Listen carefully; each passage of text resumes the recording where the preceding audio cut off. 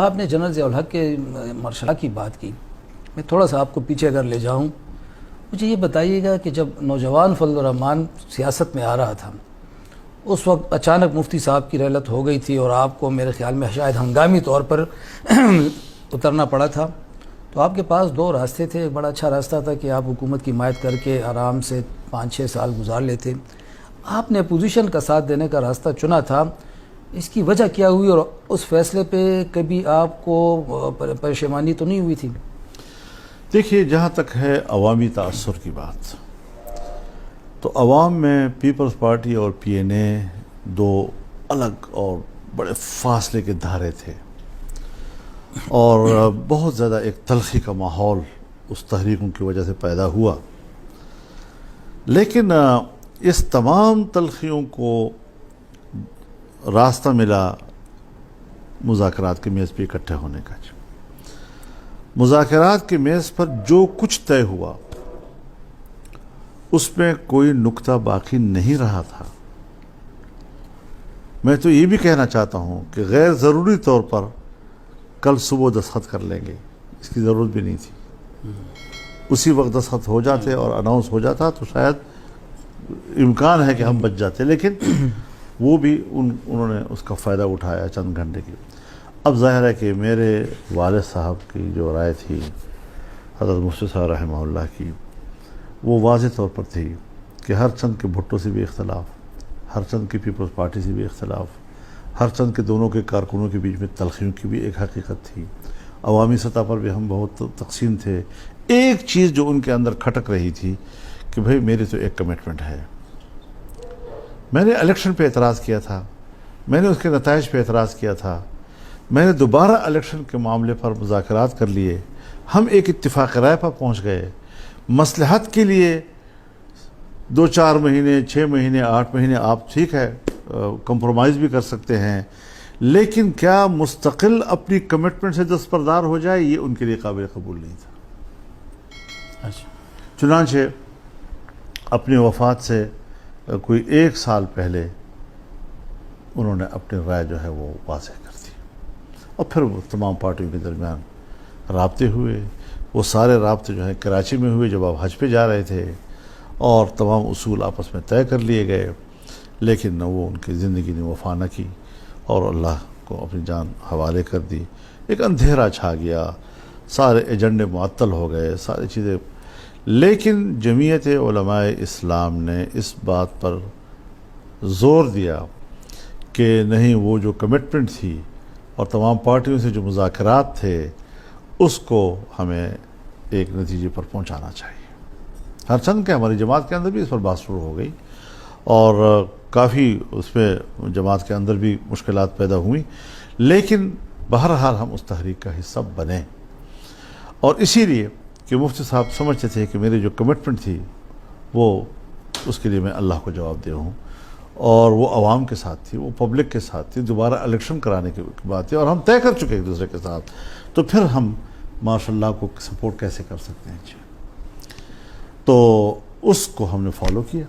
اس کے لیے ہم نے 5 سال 6 سال جیلیں بھی بھگتی، اس کے لیے ہم ہر مشکل کو سینے سے بھی لگایا، لیکن اس کمٹمنٹ کو پورا کیا، اور بالآخر پاکستان میں ایک نیا نظام وجود میں آیا۔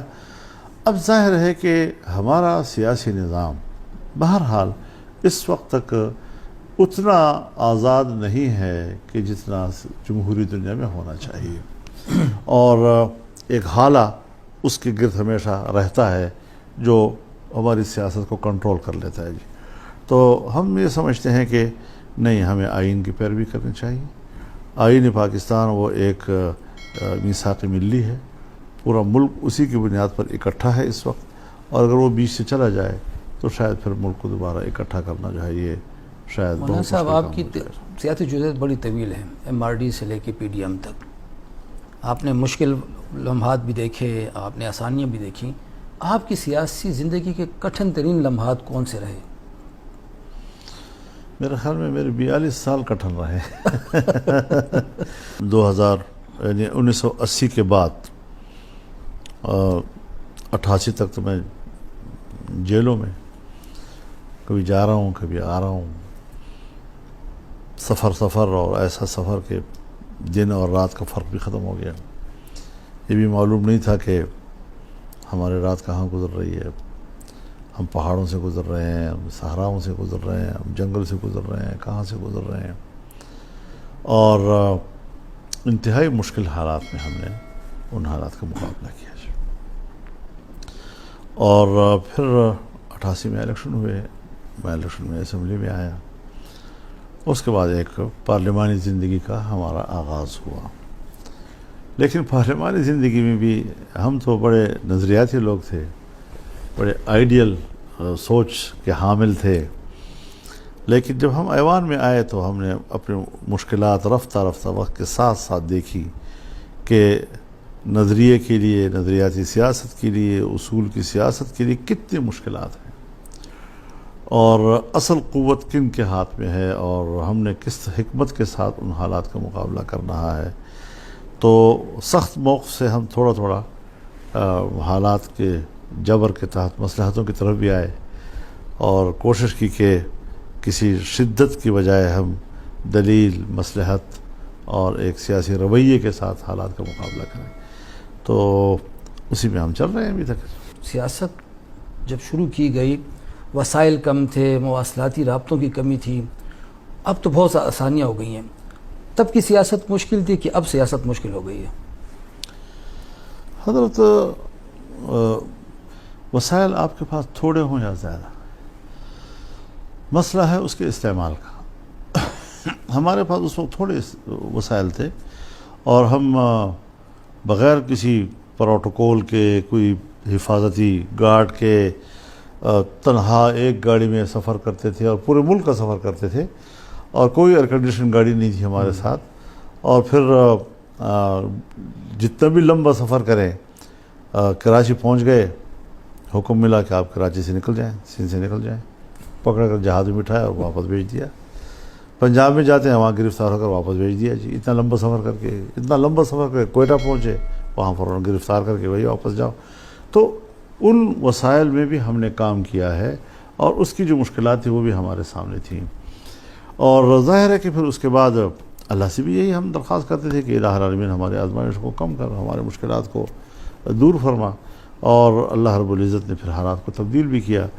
آج کے ماحول بالکل اس سے مختلف ہے. آج وہ صوبہ جس میں اور آپ بیٹھے ہوئے ہیں اس وقت، یہ وہ صوبہ ہے کہ جہاں پر پشتون اکثریت ہے، اور یہ وہ صوبہ ہے کہ جہاں پر سب سے زیادہ مضبوط پشتون کلچر ہے. اور جہاں پر پشتون ہوتا ہے وہاں پر مذہب کی جڑیں بھی گہری ہوتی ہیں. وہ بڑا کٹر قسم کا مذہبی ایک ماحول رکھتا ہے. نشانے پہ رکھا گیا خاص طور پر 9/11 کے بعد کہ اس صوبے کے اندر جو مذہب کی گہری جڑیں ہیں ان کو اکھاڑنا ہے ہم نے. اور اس کا اعتراف ان لوگوں نے جو اس پورے تحریک کے پیچھے تھے، میرے سامنے اعترافات کیے ہیں انہوں نے. منظم منصوبہ بندی کے تحت ہوا. اور 15 سال NGOs کے ذریعے کام کیا گیا، اور گاؤں گھر میں NGOs کس طرح اندر داخل ہوئی، بظاہر کون سا عنوان لے کر آتی تھیں، اور لوگوں کے گھروں میں جا کر ان کو کس طرح ان کے ذہن سازی کرتی تھی. اور بالکل یہ پس منظر میں نظر نہیں آ رہے ہوتے تھے، اور اندر کام کر رہے ہوتے تھے. تو آج آپ دیکھ رہے ہیں اس کے نتائج کیا ہیں. اس کے نتائج ہماری نوجوان نسل کی بے راہ روی، اور اس بے راہ روی کی قیادت عمران خان. اور مجھے کہا گیا کہ اگر ہم نے آپ کے صوبے کی تہذیب کو تبدیل کرنا ہے، ہم نے نئی نسل کو اپنے مذہب سے اور اپنی تہذیب سے دور کرنا ہے، تو پھر اس کے علاوہ ہمارے پاس اس سے مناسب اور آدمی نہیں تھا. جی اس لیے آپ کو صبح ہم نے اس کے حوالے کر دیا. جی اب اس مشکل سے ہم نے کیسے نکلنا ہے؟ بڑے تحمل کے ساتھ، برداشت کے ساتھ ہم نے آگے جانا ہے. ہم نے اپنی نوجوان نسل کو بھی کنونس کرنا ہے، اس کو اعتماد میں لینا ہے. اور وہ نوجوان ہوتا ہے وہ جلد بات کو قبول کرتا ہے. اگر ایک شخص مسلمان ہے اور آپ اس کو کہہ دیں کہ بھائی یہ ہے اسلام کے تقاضے، اگر ایک شخص پشتون ہے یا اس خطے کی تہذیب ہے اس کے پاس، یا گندہارا تہذیب ہے ہمارے پاس، دریائے سندھ کے آر پار کی تہذیب ہے، اس کو ذرا بتانا ہوگا کہ قومیں تہذیب کے تسلسل کے ساتھ قائم رہتی ہیں جی. جس وقت آپ کے اندر سے عقیدہ چلا جائے اور جس وقت آپ کے اوپر سے تہذیب کی چادر نوچ لی جائے تو تب جا کر پھر آدمی حیوان بنتا ہے. محض نیوٹرل بننے سے جانور نہیں بنتا. مولانا صاحب کسی چینل پہ میں نے آپ کا ایک شعر، آپ ہر داغ ہے اس دل میں بجز داغ ندامت، اس کا مطلب ہے شعر و شاعری سے بھی شغف آپ نے رکھا ہوا ہے. میں اگر شاعر نہیں ہوں اور شعر کا ذوق ہے، یعنی اگر کوئی میرے سامنے شعر پڑھے اور وہ اس کے وزن کا قتل کرے تو میرے سامنے وہ بڑا جرم ہوتا ہے. میں اس پر بہت جلدی جو ہے وہ رد عمل دیتا ہوں. پھر تو کوئی اپنی پسند کا کوئی شعر جاتے جاتے ابھی تو مجھے اگر مجھے بتاتے تو میں تھوڑا سا ذہن کو پیچھے لے جاتا، لیکن کوئی اس وقت ایسے ذہن میں اس وقت شعر نہیں ہے. ورنہ شعر جو ہے وہ بہرحال اگر مثلا اگر ایک آدمی، شعر ایک فن ہے اور وہ فن بھی ایسا نہیں کہ آپ کسب کے ذریعے سے، اکتساب اور محنت کے ذریعے سے حاصل کرتے ہیں. وہ اندر کا ایک ملکہ ہے اور اس ملکے سے آپ وہ خدا داد ایک صلاحیت ہوتی ہے جو آپ حاصل کرتے ہیں، اور اس کے ذریعے سے بڑے بڑے شعراء پیدا ہوئے ہیں. آپ ان کے خیالات سے اختلاف کر سکتے ہیں لیکن اس فن کی مہارت جو اللہ نے ان کو دی ہے اس سے اختلاف نہیں کر سکتے. آپ احمد فراز سے اختلاف کر سکتے ہیں، آپ فیض سے اختلاف کر سکتے ہیں، آپ اقبال سے اختلاف کر سکتے ہیں، آپ مرزا غالب سے اختلاف کر سکتے ہیں، لیکن شعر کی دنیا میں جو ان کا مقام ہے آپ اس سے انکار نہیں کر سکتے. شکار کا کبھی شوق کیا ہے جی آپ نے؟ شوق تو نہیں کیا، اور اگر تھا بھی تو اصل بات یہ ہے کہ میری جو جوانی گزری ہے نا جی. اب آپ مجھے بتائیں کہ میرے والد صاحب رحمہ اللہ کا جب انتقال ہوا تو میں 27 سال کا تھا. اب 27 سال میں جب آدمی پاکستان کی پالیٹکس پہ آ جائے، اور وہ بھی کسی لوکل لیول کی پالیٹکس نہیں، ملکگیر پالیٹکس میں، آپ مجھے بتائیں کہ اس نے اپنی جوانی سے کیا لذت حاصل کی ہوگی. اس نے کیا جوانی انجوائے کی ہوگی. لیکن یہ ہے کہ اسی میدان میں پھر ہم نے پوری جولانی جو ہے وہ سیاحت کا شوق تو آپ نے رکھا ہوا ہے. سیر و سیاحت کو اور شکار کو اور بہت سی چیزوں کو دل چاہتا ہے کہ آدمی کرے، لیکن یہ ہے کہ میرا جو زندگی کا میدان ہے اس نے مجھے اس کے لیے فرصت نہیں دی جی. اور دل نے بہت چاہا. اب ظاہر ہے جی کہ آپ کا دل بہت چاہتا ہے اور آپ ایک عظیم مقصد کو سامنے رکھ کر وہ نہیں کر پاتے، اس کو بھی تو قربانی کہتے ہیں نا. دل و دماغ کی لڑائی میں پھر آپ کس کا ساتھ دیتے ہیں؟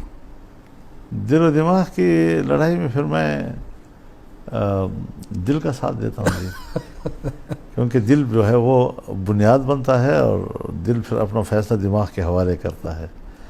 تو دل کی حیثیت صدر کی ہے اور دماغ کی حیثیت وزیر اعظم کی ہوتی ہے. وہ ایگزیکٹو پاور ہوتا ہے جی، وہ پھر اعضاء کو حوالے کرتا ہے ساری چیزیں جی. تو یہ جو لوگ کہتے ہیں نا جی کہ یہ دماغ سے نہیں سوچتے اور دل سے سوچتے ہیں، اللہ رب العزت نے ہمیشہ ہدایت اور گمراہی کا مرکز جو ہے وہ دل کو قرار دیا ہے. تو ہمیں ان اصطلاحات کو زیادہ اہمیت دینی چاہیے، نہ یہ کہ اپنے ماحول کے گڑی ہوئی جو ہماری اصطلاحات ہیں بس اس کے پیچھے ہم جاتے رہیں.